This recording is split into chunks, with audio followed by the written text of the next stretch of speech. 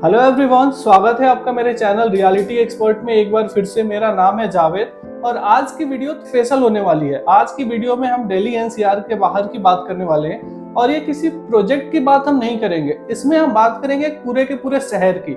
एक ऐसा शहर जो कि हिंदुस्तान में बन रहा है, जो कि सिंगापुर से 1.5 गुना बड़ा होने वाला है। इंडिया के पहले स्मार्ट सिटी की बात कर रहे हैं हम। तो उसकी ग्राउंड रियलिटी क्या है, आज वहाँ पे कितना काम हो चुका है, वहाँ पे इन्वेस्टमेंट का क्या फ्यूचर है, इन सब चीजों के बारे में बात करने के लिए आज मेरे साथ हैं लोकेश सर। लोकेश सर पिछले 1 से 1.5 साल के अंदर 10 से 12 बार धौलेरा जा चुके हैं। इनको सब कुछ धौलेरा की ग्राउंड रियलिटी पता है। तो सर, सबसे पहले मेरा सवाल ये है कि धौलेरा है क्या, कहाँ पे है और इसको बनाने की जरूरत क्यों पड़ी गवर्नमेंट को? धौलेरा आज अगर हम अहमदाबाद से भावनगर की तरफ चलते हैं तो national highway 47 then state highway को लेते हैं तो फेदरा एक जगह आती है, फिर आगे भावनगर को जो रास्ता जाता है उस पे पड़ता है। तो आज के रास्ते ये अपना लगभग 105 किलोमीटर अहमदाबाद से पड़ता है, 65 किलोमीटर अपना भावनगर से पड़ता है। अहमदाबाद भावनगर के बीच में पड़ रहा है। और रही बात इसको बनाने की क्यों जरूरत पड़ी, तो 2007-8 के आसपास मोदी जी ने ये पहली बार इस शब्द का यूज किया था धौलेरा। और उस टाइम पे इसको जो विजन था इसके पीछे, वो विजन ये था कि हम इसको hardware capital of the world या semiconductor city of the India बनाने का इसका पूरा गोल था। तो इसके साथ में सोच हुई थी। ऑब्वियसली उसमें फिर काफी टाइम लगा, काफी चीजों को डिस्कस हुआ और बाद में 2013 में फाइनली इसका प्रोग्राम मैनेजर हायर करके 2013 के बाद से आप ये पूरा स्पीड पकड़ी है। ये अभी धौलेरा का इनिशियल जर्नी है। डेफिनेटली हम आगे भी इसमें बात करेंगे इसके बारे में। और धौलेरा के बारे में मैंने सुना है कि धौलेरा को उस कंपनी ने डिजाइन किया जिसने बहुत बड़े बड़े इंटरनेशनल शहरों को डिजाइन किया। दुबई को भी उसी कंपनी ने डिजाइन। तो वो कंपनी ने ना केवल दुबई 70 इंटरनेशनल सिटीज को उन्होंने डेवलप किया है। ये लंदन की एक कंपनी है हेल्क्रो, जिसका भी नाम किसी दूसरी कंपनी ने टेक ओवर कर दिया, but Helcro is the original company जिसने इसको डिजाइन किया था। और हेल्क्रो ने इसकी डिजाइनिंग में 4 साल का टाइम ले लिया था। और हेल्क्रो को टाइम इसलिए लगा क्योंकि ये शहर एक ऐसा शहर है जो समंदर के किनारे है। तो सॉइल टेस्टिंग, लैंड के हिसाब से कहाँ पे हाई राइज बिल्डिंग आ सकती हैं, कहाँ पे फैक्ट्रीज आ सकती हैं, कहाँ पर पोर्ट बन सकता है, नहीं बन सकता है, या एयरपोर्ट किस साइड बनेगा, वो सारी चीजों को डिजाइनिंग करने के लिए हेल्क्रो ने इसमें लगभग 4 साल के आसपास का टाइम लिया। हेल्क्रो ने। तो धौलेरा का टोटल जो साइज होने वाला है वो कितना होने वाला है, कितने किलोमीटर में ये बन रहा है? धौलेरा का जो साइज है वो है 920 स्क्वायर किलोमीटर का, जिसमें से 920 स्क्वायर किलोमीटर का आपको अंदाजा मैं बता दूं, अपनी दिल्ली है ये 1400 स्क्वायर किलोमीटर के आसपास है। तो आप कह सकते हो कि दिल्ली से थोड़ा छोटा है, बट सिंगापुर के जैसे आपने अभी बात है तो सिंगापुर लगभग 700 किलोमीटर है, तो सिंगापुर से बड़ा है, अहमदाबाद से डबल साइज का है। बट इस 920 में से लगभग 60% आपका रिजर्व रहेगा कोस्टल रेगुलेशन जोन के लिए और ग्रीन के लिए। तो लगभग 450 के आसपास का ही साइज ऐसा है, या 420 स्क्वायर किलोमीटर एग्जैक्टली, जो एग्जैक्टली इंडस्ट्रीज के लिए, रेजिडेंस के लिए, कमर्शियल्स के लिए, उनके लिए डेवलप किया जाएगा। रेस्ट डेवलप नहीं किया जाएगा, वो कोस्टल रेगुलेटरी जोन में रहेगा और ग्रीन में रहेगा। अच्छा, धौलेरा के साथ में एक और नाम लगता है। पहले तो धौलेरा SIR, तो ये SIR क्या है? और हमने स्मार्ट सिटी तो बहुत सुना है कि इंडिया में स्मार्ट सिटी बन रही है, और ये ग्रीन फील्ड स्मार्ट सिटी क्या होता है? Very good. पहले मैं बात करूं SIR की, तो SIR की फुल फॉर्म है स्पेशल इन्वेस्टमेंट रीजन। तो ये एक एक्ट है, और एक्ट की क्यों जरूरत पड़ी? होता क्या है कि जनरली किसी भी कंट्री में या स्टेट में जनरली पॉलिटिकल रीजंस के चलते या पॉलिटिकल सिचुएशन के चलते सरकारें चेंज होती रहती हैं। तो जो कोई बाहर से इंडस्ट्री आ रही है वो उनके अपने हित सिक्योर रहें, और उनको पॉलिटिकल पार्टीज कौन आज रूल कर रही है, कौन नहीं कर रही है, इन सब से सेफगार्ड देने के लिए एक स्पेशल एक्ट लेके आए गए जिसको बोलते हैं स्पेशल इन्वेस्टमेंट रीजन। अब उससे फायदा ये हुआ कि जो भी कंपनीज आ रही है यहाँ पे, they are secure, they are safe and they are getting a trust कि इर्रेस्पेक्टिव ऑफ यहाँ पे किसकी सरकार रहेगी, सेंटर में या स्टेट में, उनके जो आज MOU बन चुका है, आज उस शहर के लिए जो टर्म्स एंड कंडीशन और जो फेवर्स जो दे चुकी है गवर्नमेंट, वो इंटैक्ट रहेंगे। भले उसकी कोई जरूरत नहीं पड़ेगी। सो ये अपना SIR है। और दूसरा आप क्या पूछ रहे थे? ग्रीनफील्ड। हाँ, ग्रीनफील्ड। सो ग्रीनफील्ड प्रोजेक्ट वो प्रोजेक्ट होता है जिसको हम स्क्रैच से शुरू करते हैं। फॉर एग्जांपल, हमने यहाँ पे अभी दिल्ली से मुंबई तक का एक नया एक्सप्रेसवे बना है, इसको ग्रीनफील्ड एक्सप्रेसवे बोलते हैं, क्योंकि ये आज से पहले वहाँ पे एग्जिस्ट नहीं करता था। अब उसको बिल्कुल स्क्रैच से बनाया गया, तो उसको ग्रीनफील्ड प्रोजेक्ट बोलेंगे या ग्रीनफील्ड एक्सप्रेसवे बोलेंगे। सेम वे वहां पर जो धुलेरा है वो कोई सिटी एग्जिस्ट नहीं करती थी, उसको सिटी को बिल्कुल सिरे से, जड़ से बनाया जा रहा है, इसलिए इसको ग्रीनफील्ड बोलते हैं। ठीक है। अब इसके साथ में स्मार्ट सिटी बात करें तो स्मार्ट सिटी मतलब ऑब्वियसली आज हम काफी 22 अदर सिटीज हैं जिनको स्मार्ट सिटी में हमने पार्शियली कन्वर्ट किया है या पार्शियली बना रहे हैं।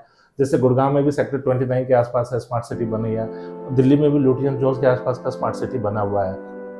तो वो क्या है कि हर शहर में छोटा सा हिस्सा स्मार्ट सिटी बन रहा है, बट ये पूरी की पूरी सिटी ही स्मार्ट सिटी रहेगी। यहाँ पे सारे के सारी जो एडवांस फैसिलिटीज रहेंगी और इस तरीके से बिल्कुल। और तीसरा इसमें वर्ड है industrial, greenfield industrial smart city. तो इसको सिटी को जो पीछे ओरिजिनेट करने का रीजन, जैसे मैं पहले बताया कि इंडस्ट्रीज को यहाँ पे लेके आने का प्लान था और प्लान है, और इसलिए ये ग्रीनफील्ड इंडस्ट्रियल स्मार्ट सिटी है। अभी फोर्ब्स की एक रिपोर्ट भी आई थी धोलेरा के बारे में कुछ टाइम पहले कि दुनिया का सबसे बड़ा प्रोजेक्ट होने वाला है और इंडिया का सबसे बड़ा शहर बनेगा इन नियर फ्यूचर। यस। और आप जैसे बता रहे थे कि SIR का मतलब हो गया कि स्पेशल इन्वेस्टमेंट रीजन। जैसे कि कुछ प्रोजेक्ट होते हैं जब गवर्नमेंट चेंज होती है तो बहुत सारे प्रोजेक्ट हम देखते हैं हर राज्य में अटक जाते हैं। जैसे कुछ गवर्नमेंट आज BJP है तो वो ध्यान दे रही है, तो हो सकता है कांग्रेस है तो उनको लगे कि नहीं उनका प्रोजेक्ट है तो हम नहीं बनाएंगे, बट धोलेरा पे उन चीजों से कोई फर्क नहीं पड़ने वाला बिकॉज़ ऑफ SIR एक्ट। और क्या दिल्ली मुंबई एक्सप्रेसवे भी धोलेरा को कनेक्ट कर रहा है? हाँ जी। सो दिल्ली मुंबई जो DMIC है इंडस्ट्रियल कॉरिडोर, इसमें टोटल 9 नोड्स हैं। सो जो सबसे बड़ा इंडस्ट्रियल नोड है वो धुलेरा ही है। सो DMIC पहले अहमदाबाद आता है, अहमदाबाद के सरदार पटेल रिंग रोड से, और फिर इसको आपका नया एक्सप्रेसवे के थ्रू कनेक्टिविटी देके इसको DMIC से कनेक्ट किया गया है। और नॉट ओनली DMIC, जब आपने कनेक्टिविटी की बात करी दे तो ये एक ऐसा शहर है जिसकी जबरदस्त कनेक्टिविटी होने वाली है। तो आप अगला सवाल पूछें उससे पहले मैं खुद ही बता देता हूँ। सो ये एक ऐसा शहर है जिसका अपना एयरपोर्ट बनने लग रहा है। एशिया का सबसे लार्जेस्ट एयरपोर्ट बन रहा है जेवर में। सो जेवर और ये ऑलमोस्ट सेम साइज के रहेंगे। जेवर में प्राइमरीली आपका पैसेंजर और फिर कार्गो है, लेकिन इसमें primarily cargo and then passenger है, क्योंकि ये सिटी ही इंडस्ट्रियल है। सो 2026 तक गवर्नमेंट इसका एयरपोर्ट का काम कंप्लीट कर चुकी होगी। जो भावनगर का जो आपका पीपापा जो सी पोर्ट है, बंदरगाह जिसको बोल सकते हैं, वो यहाँ से लगभग 200 किलोमीटर दूर है, जो एक्सप्रेसवे से यहाँ से कनेक्ट किया जा रहा है। तीसरी बात करें, जो dedicated freight corridor railway line जो अपने यहाँ से दादरी से लेके, दिल्ली से लेके और जवाहरलाल नेहरू पोर्ट तक जा रही है, उससे भी इसकी भीमनाथ से कनेक्टिविटी दी जा रही है। तो डेडिकेटेड फ्रेट कॉरिडोर रहेगा इसका, और एक्सप्रेसवे बन ही रहा है जो इस ईयर एंड तक उम्मीद है कि कंप्लीट हो जाएगा। तो जो अभी 105 किलोमीटर का डिस्टेंस है, 2-2.5 घंटे का टाइम लगता है धुलेरा पहुंचने के लिए अहमदाबाद से, वो टाइम घट के मात्र 45 मिनट से रह जाएगा, डिस्टेंस रहेगी 55 मिनट्स। और नॉट ओनली दिस, इसी मेट्रो के बीचों बीच ऑलरेडी लैंड एक्वायर किया जा चुका है मेट्रो की कनेक्टिविटी के लिए। इसके भी आपके जो फंड्स हैं मूव कर दिए गए हैं, और इसकी भी कंस्ट्रक्शन का काम किसी भी टाइम शुरू हो सकता है। तो एक ऐसा शहर जो एग्जिस्टिंग अभी national highway, expressway, metro, railway, air and sea, 6 तरीके की कनेक्टिविटी के साथ में ये शहर बनने वाला है। ओके। और ये मैंने सुना है कि धोलेरा अहमदाबाद एक्सप्रेसवे इंडिया का सबसे वाइडेस्ट एक्सप्रेसवे भी होने वाला है। ये भी बात सच है? ये बिल्कुल सच है। अभी ये 6 लेन है, लेकिन इसको रिजर्व रखा गया है दोनों साइड में 250 मीटर का चौड़ा। हाँ, 250 मीटर मतलब 1 किलोमीटर का 1/4 हो गया। जैसे कि हमारा द्वारका एक्सप्रेसवे भी 120 मीटर के आसपास। हाँ, तो 120 मीटर है, तो इससे डबल साइज का ये चीज बन रही है। लेकिन अभी इसमें ये 6 लेन बन रहा है, बाकी भविष्य के लिए इसमें रिजर्व रखी गई है। इसी के ही बीचों बीच मेट्रो का भी काम आपका आना है। तो ये 250 मीटर का पूरा कॉरिडोर है जिसमें 6 लेन बन गया है, और बाकी फ्यूचर में एक्सपेंशन के लिए रिजर्व रखा गया है। ठीक है। अभी आप मल्टीपल टाइम धोलेरा जाके आ चुके हो, तो धोलेरा की ग्राउंड रियलिटी क्या है? आज के डेट में कितना काम हो चुका है? जैसे एक्सप्रेसवे कितना बन चुका है, कितनी डेवलपमेंट हो चुकी है? एक्सप्रेसवे की बात करें तो सरदार पटेल से यहाँ पे एक्सप्रेसवे स्टार्ट हो रहा है और धुलेरा तक पहुंचा हुआ है। Not only Dholera but Bhavnagar तक भी गया हुआ है, लेकिन उसकी आज हम कह सकते हैं कि 70-80% वो कंप्लीट हो चुका है। इस ईयर एंड तक वो कंप्लीटली कनेक्टिविटी दे देगा अपने को। सो एक्सप्रेसवे एक ऐसा है जो रियल एस्टेट को काफी अच्छा बूस्ट देगा वहाँ पे, क्योंकि एक्सप्रेसवे से जब किसी भी शहर की कनेक्टिविटी होती है तो वहाँ पे रियल एस्टेट का बूम आता है। हमने अपने द्वारका एक्सप्रेसवे भी देखा है, लास्ट 1 ईयर में 50% प्रॉपर्टीज के जंप किया है। सो एक्सप्रेसवे कनेक्ट आपका इस तरीके से हो जाएगा। रही बात ग्राउंड रियलिटी और ग्राउंड रिपोर्ट पे क्या है, जैसे मैंने बताया कि 920 में से 420 स्क्वायर किलोमीटर ही डेवलप होना है। उस 420 में से भी 22.5 स्क्वायर किलोमीटर का ऑलरेडी डेवलप हो चुका है। सो उस जो डेवलप हो चुका है उस एरिया को बोलते हैं एक्टिवेशन एरिया। सो एक्टिवेशन एरिया में अगर आज हम जाके देखें तो वहाँ पर कुछ चीजें जो प्लान की गई थी, जैसे आर्टिफिशियल रिवर की हम बात करें, वो वहाँ पे ऑलरेडी रनिंग है, पानी है। उसके पास में जितने भी शेडेड वॉकवेज, जिस तरीके से हेल्प्रो ने और एईकॉम ने उसकी डिजाइन की थी, उस तरीके से वो सारे के सारे वहाँ पे हैं। वहाँ पे भले ही हम शेडेड वॉकवे की बात करें, पेडेस्ट्रियन की बात करें, साइकिल ट्रैक की बात करें, रोड्स की बात, रोड सारे के सारे वहाँ पे या तो आपके 18 मीटर या 30 मीटर या 55 मीटर या 72 मीटर के चौड़े रोड रहेंगे। तो हर तरीके के रोड उस पर्टिकुलर 22-22 किलोमीटर के अंदर बने हुए हैं, जिसको एक्टिवेशन एरिया बोलते हैं। अगर कंपनीज की बात करें तो वहाँ पर आपका सबसे बड़ी जो अभी रनिंग कंपनी है वो है रिन्यू पावर। सो रिन्यू पावर का हेड ऑफिस गुड़गांव में है। रिन्यू पावर आपकी जो सोलर की जो प्लेट्स होती हैं उनका मैन्युफैक्चरिंग करती है और 100 एकड़ में इसका अपना प्लांट लगा चुके हैं, 2000 करोड़ रुपए लगा के। और अभी ये पार्शियली ऑपरेट हो चुकी है, लेकिन 1 जुलाई से यहाँ पे 5000 एम्प्लॉइज हैं जो काम करने आएंगे। काफी ब्लू कलर रहेंगे, काफी व्हाइट कलर इसमें रहेंगे। सो ये है। दूसरी टोरेंट पावर है वहाँ पे, जो टाटा का जो अभी वहाँ पे लगा हुआ है महादेवपुरा में, लगभग 350 मेगावाट का वहाँ पे सोलर प्लांट लगा हुआ है। तो वहाँ पे क्या है कि टोटल लगभग 5000 मेगावाट के सोलर लगने हैं, जो 5 कंपनीज को दिया है। तो one of them is Tata. तो टाटा लगभग 350 मेगावाट का वहाँ पे ऑलरेडी बना चुकी है। तो वहाँ टाटा जनरेट कर रही है और आपको ये जो थी आपकी टोरेंट पावर है ये उसको डिस्ट्रीब्यूट कर रही है। ओके।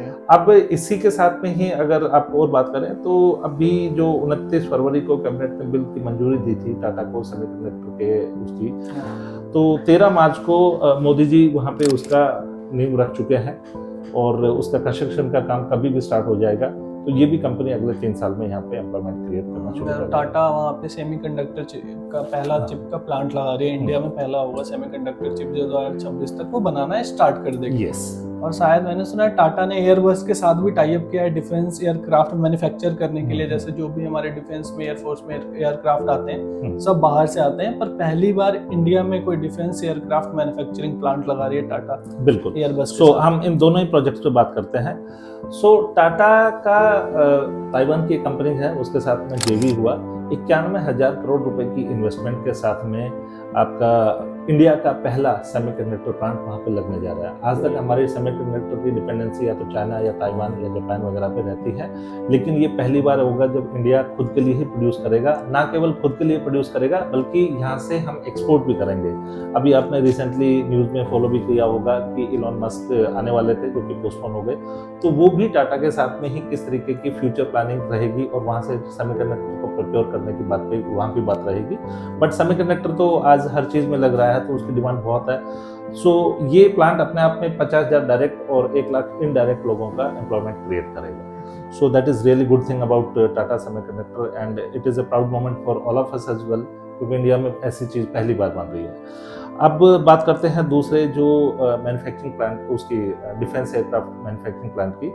सो इस साल 10, 11 और 12 जनवरी को गुजरात वाइब्रेंट समिट हुआ था, जहां पे टाटा ग्रुप के जो चेयरमैन हैं एंड मिस्टर एन चंद्रशेखरन, उन्होंने एक एमओयू किया है गुजरात गवर्नमेंट के साथ में, जहां पर वो डिफेंस का एयरक्राफ्ट है C-295 उसका मैन्युफैक्चरिंग प्लांट इसी साल धोलेरा में ही उसको भी नींव रख देंगे। तो वो भी अगले 3 साल में अपने को मतलब डिफेंस एयरक्राफ्ट वहाँ से मैन्युफैक्चर होकर शुरू हो जाएंगे। तो ये दोनों अगर हम बात करें तो लगभग 2 लाख लोगों का डायरेक्ट और इनडायरेक्ट एम्प्लॉयमेंट क्रिएट करेंगे ये दोनों प्लांट। तो जैसा कि मैं समझ पा रहा हूँ कि धोलेरा जो होगा वो दुनिया का सबसे बड़ा सोलर पावर प्लांट से वो पावर्ड अप होगा। मतलब एक सेल्फ सस्टेन्ड सिटी है, जैसा कि अब बिल्कुल। हमारा कॉन्सेप्ट चल रहा है ग्रीन एनर्जी का, तो वो पहली इंडिया की सिटी होगी जो प्योरली ग्रीन एनर्जी पे बेस्ट रहने वाला है, राइट? एग्जैक्टली। जिसमें से 5000 मेगावाट में से 300 मेगावाट की हाँ, 300 कैपेसिटी साढ़े का 300 मेगावाट तक ऑलरेडी प्रोड्यूस होना शुरू हो गया है और अभी फर्दर उसको स्केल किया जाएगा। ओके। तो एज एंड व्हेन रिक्वायरमेंट आ रही बढ़ रही है, उस हिसाब से ही उस प्लांट को आपको एनहांस और स्केल अप किया जा रहा है। ओके। और मैंने देखा, अभी मैं देख रहा था कुछ दिन पहले पूरे धौलेरा का लेआउट, तो ये कुछ TP1 TP2 अलग अलग जोन्स हाँ। में बना हुआ है, तो ये TP क्या है? हाँ, तो मैं आपको दे देता हूँ। धोलेरा बेसिकली मतलब जो धोलेरा पूरा तालुका है, ये 33 गांवों को मिला के बनाया गया है, जिसमें 22 गांव हैं ये SIR एरिया के अंदर आते हैं, टाउन प्लानिंग के अंदर आते हैं, और 11 जो हैं वो आपके एडजॉइनिंग में आते हैं। तो ये जो 22 गांव जो मतलब पर्टिकुलरली SIR में आते हैं, इसको जो मैं कंपनी बता रहा था हेल्प्रो, उसने टाउन प्लानिंग की थी, तो इसको फेज वाइज या टाउन प्लानिंग वाइज डिवाइड किया है। Town planning 1, 2, 3, 4, 5 and 6। सो अभी गवर्नमेंट टाउन प्लानिंग 1 एंड 2 को ही डेवलप कर रही है। 2 में मेनली बड़ी कंपनीज जैसे टाटा सेमीकंडक्टर की जो बड़ी कंपनी है वो टाउन प्लानिंग 2 में आ रही है, क्योंकि वहाँ पे जो इंडस्ट्रियल आपके लैंड है वो बड़े हैं। सो टाउन प्लानिंग 1 में इन्हीं कंपनीज की जो एंसिलरी कंपनीज हैं वो आएंगी। जैसे अपने यहाँ पे मारुति मेन कंपनी है, बट काफी जैसे JBM हो गया, कृष्ण मारुति हो गया, ये एंसिलरी कंपनीज हैं जो आपकी मानेसर तक और आगे तक भी जा रही हैं। तो सेम वे टाउन प्लानिंग 2 में आपकी बड़ी कंपनीज रहेंगी और उनकी एंसिलरी कंपनीज टाउन प्लानिंग 1 में रहेगी। गवर्नमेंट 2026 तक टाउन प्लानिंग 1 एंड 2 को ही कंप्लीट करेगी। उसके बाद में 2032 तक टाउन प्लानिंग 3 एंड 4 को जाएगी और 2042 तक इसको टाउन प्लानिंग 5 एंड 6 आएगी। तो गवर्नमेंट खुद ही इसको फेज वाइज अभी डेवलप करके लाएगी। मतलब ये टोटल जो विजन है वो 20 से 30 साल का है, पूरा धौलेरा को कंप्लीट होने में एक 20 से 30 साल लगेगा। बिल्कुल, क्योंकि एक सिटी स्क्रैप से बन रही है तो ऑफ कोर्स उसमें टाइम तो लगेगा। 4 साल 5 साल में तो किसी भी हाल में 4-5 साल पॉसिबल तो नहीं है। हेल्प्रो को इसके टाउन प्लानिंग करने में लग गया था, आप ये देखिए। तो ऑब्वियसली जिस स्केल पे इस सिटी को हम मतलब बनाने की सोच रही है गवर्नमेंट, उस स्केल में डेफिनेटली 20 से 30 साल टाइम लगना कोई बड़ी बात नहीं है, लगेगा। गुड़गांव की अगर हम बात करें तो गुड़गांव भी तो लास्ट 40 इयर्स लिया है इस डेवलपमेंट में। 1983 में मारुति आई थी, उसके बाद में डेवलपमेंट होना शुरू हो गया है। आज 23 में या 24 में हम हैं, तो आज 40 साल लगे हैं गुड़गांव को भी डेवलपमेंट होने में। बिल्कुल। और धौलेरा में किस किस टाइप की इंडस्ट्रीज आ रही है, कौन कौन सा सेक्टर आ रहा है वहाँ पे इंडस्ट्रीज की मैं बात करूँ? देखो, धौलेरा में एक ही रिस्ट्रिक्शन है कि आपकी जो इंडस्ट्री है ये नॉन पोल्यूटिंग होनी चाहिए। ठीक है। बाकी जो गवर्नमेंट मेनली एंटाइज कर रही है वो एरोस्पेस एंड डिफेंस को कर रहे हैं, हैवी इंजीनियरिंग को कर रही है, इलेक्ट्रॉनिक्स को कर रही है, IT and IT enabled services को कर रही है, फार्मा एंड पैकेजिंग कंपनीज को कर रही है। तो इस तरीके की कोई भी कंपनी जो नॉन पोल्यूटिंग है वहाँ पे अपना आके काम कर सकती है। इसके अलावा एक चीज़ और है जो शायद हम उस टाइम पे डिस्कस नहीं कर पाए, एयरपोर्ट के साइड में एक एविएशन हब भी बन रहा है। तो एविएशन हब है जो आपकी mainly MRO activities, maintenance, repair and operation activities के लिए काम यूज़ किया जाएगा, जहाँ पर आपका एयरबस हो गया और बोइंग हो गया, इनके जितने भी क्राफ्ट हैं उनके जो भी रिपेयर है, मेंटेनेंस है, ऑपरेशन वर्क है, वो सारे के सारे वहाँ पे किया जाएगा। इसके अलावा वहाँ पे फ्लाइट ट्रेनिंग हो गया है और आपकी बाकी जो एविएशन इंडस्ट्री से जुड़ी हुई चीज़ें हैं वो सारी की सारी वहाँ पे एविएशन हब में रहेंगी। तो एविएशन हब भी वहाँ का एक काफ़ी बड़ा अट्रैक्शन है। ठीक है। और धौलेरा में मैंने एक चीज़ देखी है कि वहाँ पे इन्वेस्टमेंट करना लोग स्टार्ट कर चुके हैं, काफ़ी तेज़ी से इन्वेस्टमेंट हो रहा है। तो आपको क्या लगता है, अभी इन्वेस्टमेंट करना का सही टाइम है धौलेरा में, या किसी को और वेट करना चाहिए? क्या फ्यूचर है अगर आज हम कुछ इन्वेस्टमेंट प्लान करते हैं धौलेरा में? तो देखिए, एक चीज़ होती है प्रोडक्ट लाइफ साइकिल।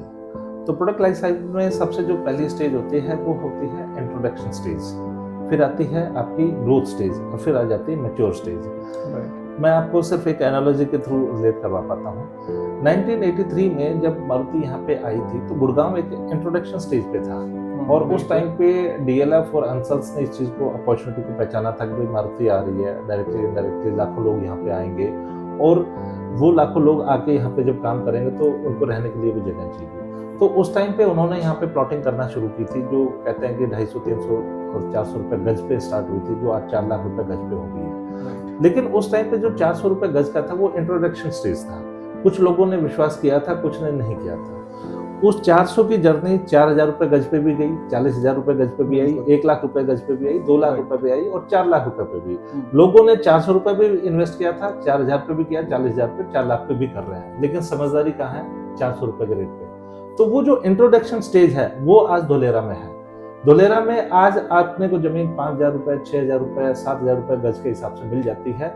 और क्योंकि ये इंट्रोडक्शन स्टेज है, सो जिस तरीके से हमने सानंद में देखा है, सानंद में 2010 में टाटा का प्लांट आया था, 2020 में 20 गुना प्रॉपर्टीज। कहाँ पे है? सानंद अहमदाबाद से ही दूसरी साइड में एक मतलब इंडस्ट्रियल सिटी है, जहाँ पे टाटा नैनो का अपना प्लांट लगा था। जब बंगाल से मतलब वहाँ पे बात नहीं बन पाई थी, तो गुजरात गवर्नमेंट ने इनको दिया था 2010 में।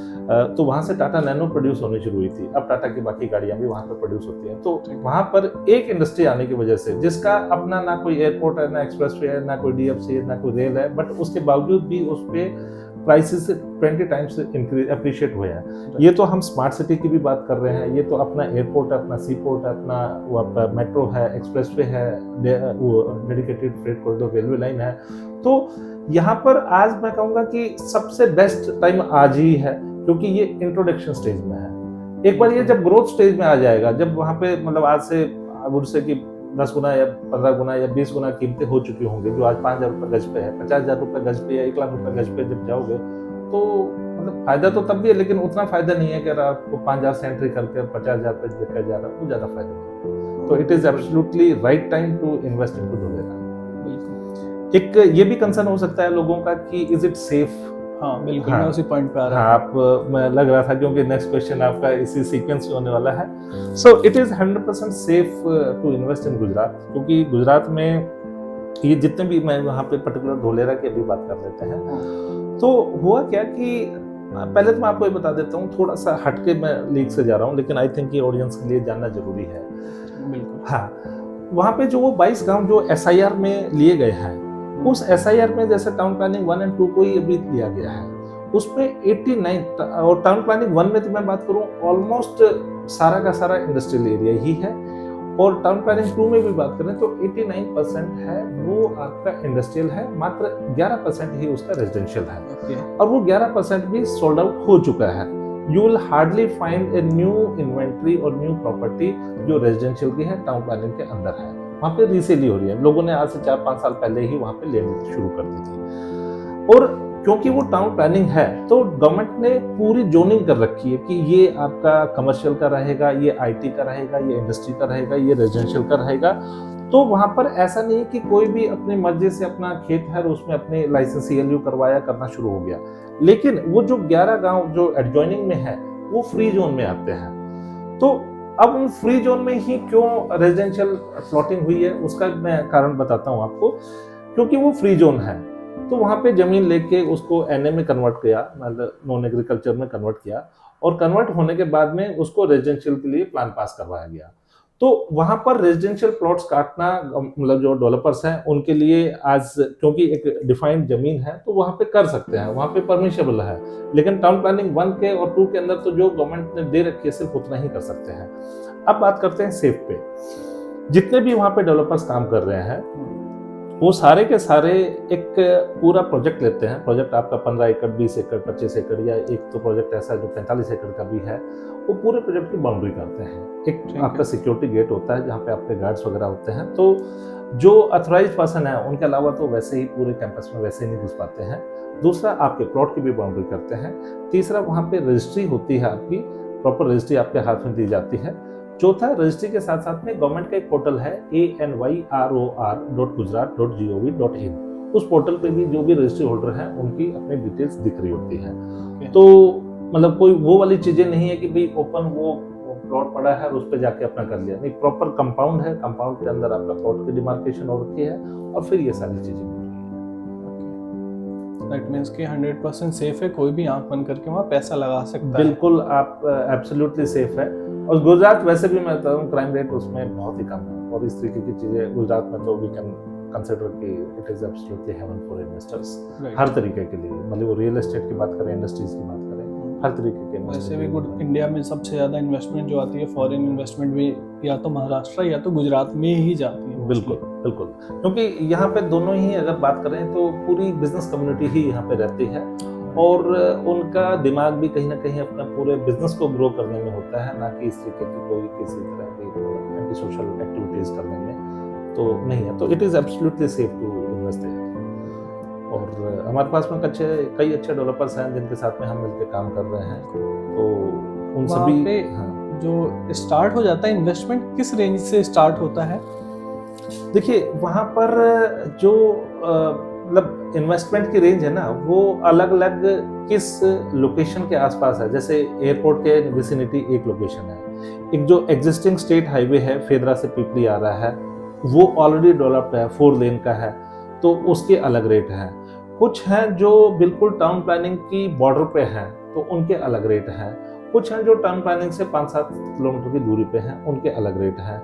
कुछ हैं जो आज की कनेक्टिविटी उनकी पुअर है लेकिन कहीं ना कहीं मास्टर प्लान का पार्ट है वो, तो उनके रेट अलग हैं। बट जितने भी डेवलपर्स के साथ में हम काम कर रहे हैं तो मिनिमम इन्वेस्टमेंट आई वुड से कि 5,000 रुपये गज से स्टार्ट हो जाती है and that goes up to 7,500 रुपये पर गज के हिसाब से। मतलब 10 लाख रुपए के आसपास 10 लाख में आपको 200 गज का प्लॉट आ जाता है। 200 गज का प्लॉट इजीली मिल जाता है। प्लॉट आपको इजीली मिल जाता है और जाने की भी जरूरत नहीं है लोगों को। अगर रजिस्ट्री के लिए कुछ लोग होते हैं कि कौन जाएगा वहाँ पे, सेफ है या नहीं, वो तो आपने बता दिया, पर रजिस्ट्री के लिए अगर जाना हो नहीं जाना हो तो ये गुजरात गवर्नमेंट ने वहाँ पे एक अच्छा इनिशिएटिव ले रखा है। I don't know, I think अपने यहाँ पे भी होना चाहिए।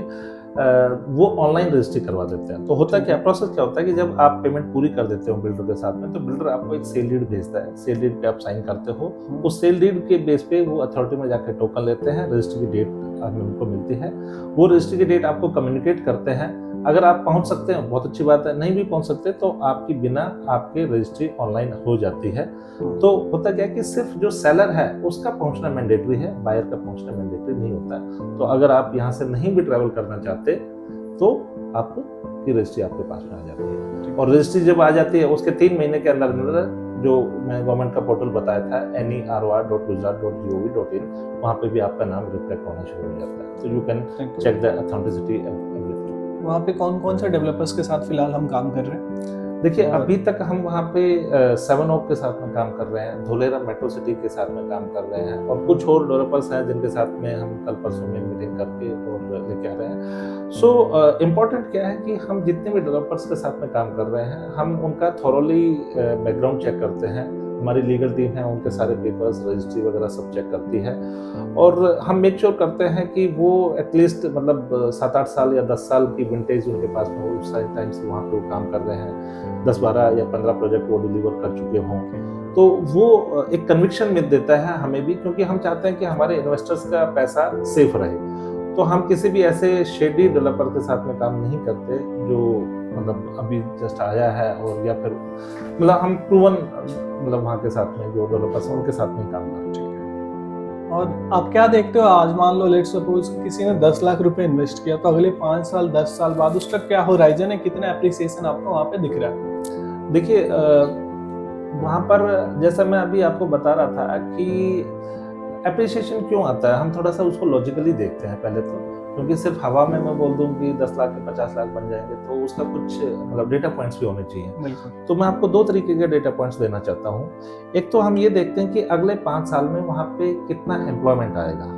तो जो मैं आपको 2-3 प्रोजेक्ट आपको बताए, टाटा सेमीकंडक्टर जो 3 साल में रेडी हो जाएगा, आपका एयरपोर्ट है, आपका ये रिन्यू पावर की फैक्ट्री है, और आपका एक्सप्रेसवे है, और आपका ये जो टाटा का ही डिफेंस का जो है ये है, और भी कई कंपनीज आ रखी हैं।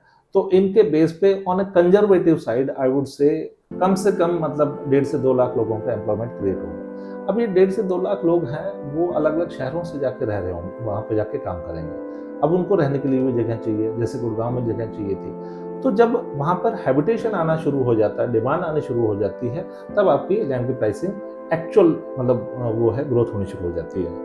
सो आई वुड से कि 5 साल में कम से कम 4 गुना तो अपने का एप्रिसिएशन उम्मीद कर सकते हैं। हालांकि ये ज़्यादा भी जा सकता है। अगर हम सानंद की स्टोरी की बात करें, 10 साल में 20 गुना गया है, तो बट फिर भी on A safer side, on a conservative side I would से कि 10 लाख का आपका 40 लाख रुपए का एप्रिसिएशन उसके होना चाहिए। और मैं एक मेन चीज भूल गया, एक क्वेश्चन जो मैं पूछना चाह रहा था, बीच में भूल गया था, लास्ट में उसको ला रहा हूँ कि वहाँ पे एक बिल्डिंग है ABCD, उसका बहुत ज्यादा नाम आता है कि ABCD बिल्डिंग बन गई, ABCD बिल्डिंग ये वो। तो ये ABCD बिल्डिंग एक्चुअली है क्या? सो ABCD बिल्डिंग है administration come business centre for Dholera. तो ABCD बिल्डिंग वहाँ की जो डेवलपमेंट अथॉरिटी है उसका ऑफिस भी उसी में ही है, वहाँ पर कमांड कंट्रोल सेंटर है वो भी वही है, और वहाँ पर सिंगल विंडो क्लियरेंस सिस्टम आपको मिलता है। तो ये क्या है कि ABCD बिल्डिंग में जैसे मैं आपको बता रहा था 22.5 स्क्वायर किलोमीटर का एक्टिवेशन एरिया बन चुका है, जहाँ पे आपके CCTV, सेंसर, SCADA सिस्टम ये सब कुछ लगे हुए हैं। तो वो सारे के सारे का कंट्रोल है वो ABCD बिल्डिंग के अंदर कमांड कंट्रोल सेंटर के अंदर ही। किसी भी तरह की कोई मिस हैपनिंग होती है ABCD सेंटर को आपको इन्फॉर्मेशन पहुंच जाती है और जिसके चलते रेस्क्यू टीम को वहाँ पे भेजा जा सकता है। दूसरा बहुत अच्छी बात है कि वो सिंगल विंडो क्लियरेंस सिस्टम है कि आपको किसी भी तरीके का उस शहर में आपको अप्रूवल चाहिए, परमिशन चाहिए, कुछ भी चाहिए, सिर्फ आपको ABCD बिल्डिंग जाना है, वहीं से ही आपकी आगे विंडो पे बुक होती चली जाएगी। तो ये बहुत ही आज से मतलब आई वुड से 6-7 साल पहले ये सिर्फ पेपर्स में होती थी, आज वो एक्चुअल बन चुकी है। इन सेम वे वहाँ पे एक और बिल्डिंग जो आज पेपर में है लेकिन अगले 5 साल में वो भी बन जाएगी, GTC गुजरात ट्रेड सेंटर। तो वो भी बहुत ही आइकॉनिक बिल्डिंग वहाँ पे बनने वाली है। सो ये ABCD बिल्डिंग है and ABCD building is I would से कि लगभग करीब शहर के बीच में है वो। तो मतलब आधा शहर इधर आधा शहर इधर, वो भले लेंथ में देखो या एक कंट्रोल एंड कमांड सेंटर होगा जैसे चाइना में होता है, CCTV लगे हुए हर तरफ, कहीं कुछ भी होता है तो पुलिस को वो या इवन जैसे किसी को भी दुबई में भी है विदिन अ मिनट पता चल जाता है कहाँ पे क्या चीजें हो रही है। प्लस एक और चीज सुनिए, एक सेकंड मैं रोकूंगा, सॉरी, वहाँ पर कैमरास के अंदर आर्टिफिशियल इंटेलिजेंस भी लगी है। सो अगर मान लो कहीं कुछ मिस हैपनिंग हुई है या आग लगी है, ऐसी कोई चीज होती है तो वो अलर्ट अपने आप जनरेट हो जाता है। मतलब ऐसा नहीं है कि वहाँ पे ऑपरेटर को बैठ के देखना ही पड़ेगा कि ऐसा यार हो आग लग गई उस मॉनिटर में दिख रहा है, नहीं, आग के टाइम पे एक अलग से आपको हॉर्न और हूटर अलग से और बच जाएगा। तो आर्टिफिशियल इंटेलिजेंस पकड़ रही है कि किस तरीके का इवेंट हो रहा है। सेम वे जिस तरीके से आपने चंडीगढ़ में देखा होगा कि ट्रैफिक लाइट जिस साइड में ट्रैफिक ज्यादा आता है उस देर के लिए ज्यादा देर ग्रीन हो जाती है, तो वही सिस्टम यहाँ पे भी लगाया गया है कि जहाँ का ट्रैफिक ज्यादा है उस साइड के लिए ग्रीन ज्यादा हो जाएगा। और वहाँ डिगिंग फ्री रोड है, 300 साल तक चलने वाले रोड है जिसको खोदने की जरूरत नहीं पड़ेगी। ये कैसे? बिल्कुल, तो क्योंकि ये बिल्कुल स्क्रैच से शहर बनाया गया है तो गवर्नमेंट को पूरा टाइम मिला कि इसकी पूरी प्लानिंग करके किया जाए। तो जब हेल्को इसके प्लानिंग कर रही थी, AECOM को लेके जो एक US की कंपनी है उसको लेके इसका सिविक इंफ्रा तैयार किया गया। तो उसके आज जो रोड है जो मैं आपको 18 मीटर या 30 या 55 या 72 मीटर, उन सारे रोड्स के नीचे डक्ट बनाए गए हैं बड़े बड़े, जिनके नीचे से ही आपका सीवेज का भी पानी जा रहा है, फ्रेश वाटर भी जाएगा, आपका इंटरनेट भी जाएगा, गैस भी जाएगा, इलेक्ट्रिसिटी भी जाएगी। तो मतलब किसी भी तरीके का आपको रोड को खोदने की जरूरत नहीं पड़ेगी। मतलब गवर्नमेंट की खुद की प्लानिंग ये है कि 300 साल तक भी इस रोड को खोदा ना जाए, क्योंकि ऑलरेडी सबके लिए रास्ते बना गए हैं, सबके लिए डक्ट डाल दिए गए हैं, सेपरेट डक्ट डाल दिए गए हैं, तो देयर इज नो पॉइंट कि उनको डिग किया जाए। सो ये डिग फ्री सिटी के कॉन्सेप्ट पे काम कर रहे हैं। तो मतलब भैया हमारे देश में एक ऐसी सिटी बन रही है जो कि दुबई, सिंगापुर को मैच करेगी आने वाले, अगर हम बात करें 20-30 सालों में लेके। बट आज वहाँ पे इन्वेस्टमेंट करना ऑफ कोर्स बहुत बड़ा ऑप्शन है, बहुत अच्छा ऑप्शन होने वाला है। जैसे गुड़गांव में भी DLF ने 400-450 रुपए गज प्लॉट स्टार्टिंग में बेचे थे, आज 20 से 30-25 सालों में आज उसके रेट 3 लाख रुपए 4 लाख रुपए गज के हो चुके हैं। बिल्कुल ऑलमोस्ट सिमिलर सा ही वहाँ पे हो रहा है, बस लोगों को पता नहीं है। और वो पहली बात, और दूसरा वहाँ पे रिस्क फ्री है, जैसे आप बता रहे हो, फिर प्रॉपर रजिस्ट्री वगैरह सारी चीजें हो सकती है। आप गवर्नमेंट पोर्टल पे भी चेक कर सकते हो, तो वहाँ पे कोई दिक्कत की बात है नहीं किसी तरीके की। और इन्वेस्टमेंट का जो साइज है वो सबसे बढ़िया है कि सिर्फ 10 लाख रुपए से स्टार्ट है। अगर हम दिल्ली NCR में पूरा देखें या सराउंडिंग के शहरों में भी, तो 10 लाख रुपए में कहीं कुछ भी नहीं मिलता, एक छोटे से छोटा शॉप भी नहीं मिलता आज के डेट में। बट इंडिया की सबसे पहली स्मार्ट सिटी में आपको एक ऑप्शन मिल रहा है कि 10 लाख रुपए में आप 150 से 200 गज का प्लॉट ले सको। तो प्रोजेक्ट की ज्यादा, वहाँ पे जो प्रोजेक्ट्स हमारे पास है उनकी ज्यादा डिटेल्स के लिए आप अपने इन्वेस्टमेंट प्लान करना चाहते हो तो कैसे करना है, कौन सा डेवलपर बेस्ट है, क्या इन्वेंट्री आपको मिल सकती है, उन सब के लिए आप मेरे नीचे दिए गए नंबर पे कॉल कर सकते हो, मुझे व्हाट्सएप भी कर सकते हो धौलेरा लिख के। और आप चाहते हो कि लोकेश भैया से आपकी मीटिंग हो जाए, आप इनसे मिलना भी चाहते हो, तो आप मुझे कांटेक्ट कर सकते हो, मैं आप इनके साथ एक अपॉइंटमेंट फिक्स करा दूंगा। थैंक यू लोकेश सर, बहुत ज्यादा इन्फॉर्मेटिव रहा ये सेशन, आपने बहुत कुछ बताया। हमारे दिल्ली NCR के लोग आई होप जागरूक होंगे और धौलेरा में भी इन्वेस्टमेंट करेंगे। Thank you.